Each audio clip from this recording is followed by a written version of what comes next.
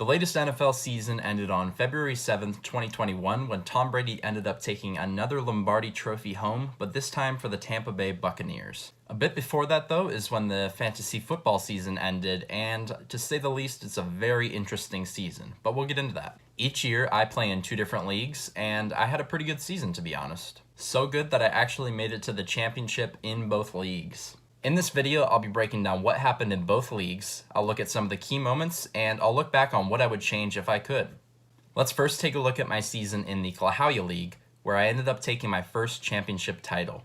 As you can see, here is our league's trophy with my name on the plaque for 2020. You might be able to notice that I have the worst winning record out of all the other victors, but we'll get into that in a little bit. Now, at the end of the regular season, I did end up having the second best record, only 1 game below the best record, and I was tied for the person that I played in the championship. The regular season was kind of iffy for me. I was up and down. I had some terrible games, and I had some great games.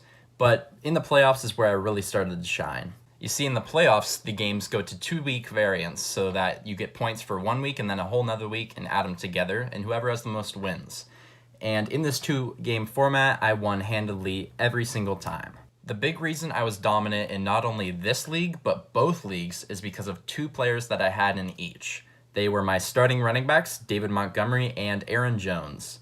I had both players in each league, as I said, and they played fantastic in the latter half of the season.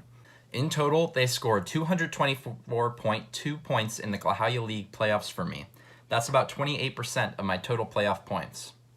The only position that came close to those numbers is my quarterback slot, which claims about 20% of my playoff points. David Montgomery and Aaron Jones both came in super clutch for me in this league, and I couldn't be more grateful.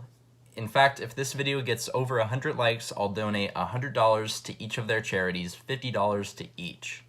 Now let's move back to the topic of quarterback, which is another big reason I won this league. So before the season began, we had our draft, and I ended up taking 2 excellent quarterbacks.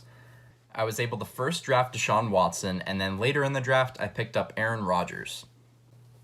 I swapped between the 2 several times during the season, and it went really well. Choosing between who to start could be difficult, but I actually ended up making the right decision 57% of the time. This is okay, but it didn't really matter because their scores were very similar most of the time, and I would score high no matter what. Another big acquisition that I made in this league was for David Montgomery and Robert Woods. In early October, I made a trade with our league commissioner for those 2 players as well as Justin Jackson, and I ended up giving him DeAndre Hopkins and Damian Harris. At the time, DeAndre Hopkins was the 2nd highest scoring wide receiver, so everyone in my league thought that I was getting fleeced with this trade. Originally, I was getting Laviska Shenault instead of Robert Woods, but due to protests in our group chat that the trade wasn't equal, the trade was renegotiated to move Robert Woods.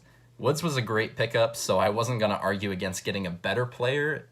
I ended up winning it all without Hopkins, so I think my team was better off after the trade. And without this trade, I would have missed out on David Montgomery, who was a force to be reckoned with on my team.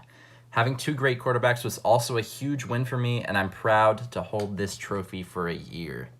Now that you heard all about my winning season in the Clahowya League, let's move over to the Squad League, where I also made it to the championship. Yes, I made it to the championship, which is a big feat, but this video is titled Triumph and Defeat, so you could probably put 2 and 2 together. Yes, I took a big old L in this league. I came so close to that $350 prize pool, but I could not clutch it up in the end. I guess getting my $50 back was nice, but that prize would have been wonderful. Props to Trevor for taking me out. His team had quite the game. I once say that there was one crucial difference between both of the championships that I played in. In the Clahowya League, we started playoffs in Week 11, while the Squad League started in Week 12. This means that in the championship game, the title game, the big game, we took scores from Week 17. If you don't know, a lot of teams who made the playoffs will end up benching their best players in Week 17 to avoid any unnecessary injuries. This ended up hurting me pretty badly because it meant Kyler Murray, DK Metcalf, and Aaron Jones all got limited snaps when I needed them to go off. And after the first week of the championship, I was down 133.9 to 124.88. I knew that I could come back, but it was going to be hard. I needed a starting quarterback desperately as Kyler Murray was injured in the final minute of his Week 16 game. I looked to the waiver wire and saw Kirk Cousins, who had a favorable matchup in Week 17. He was my first choice, but unfortunately, my opponent Trevor was ahead of me on the waiver wire order, and he picked him up. Then he ended up scoring 34 points and secured Trevor the win. Honestly, it was a great championship match nevertheless, and I'm still very satisfied with my season. I was undefeated until Week 6 and ended up with a league best record of 9-4. One thing that severely and negatively impacted my team was my first round pick. I wish I could take it back.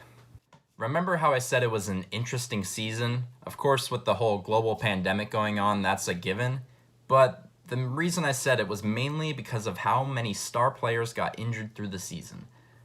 There were so many season-ending injuries that just added up, and it was a really hard year for fantasy players. For my first-round pick, I took Saquon Barkley, who according to the New York Giants suffered a torn ACL in just the second game of the year.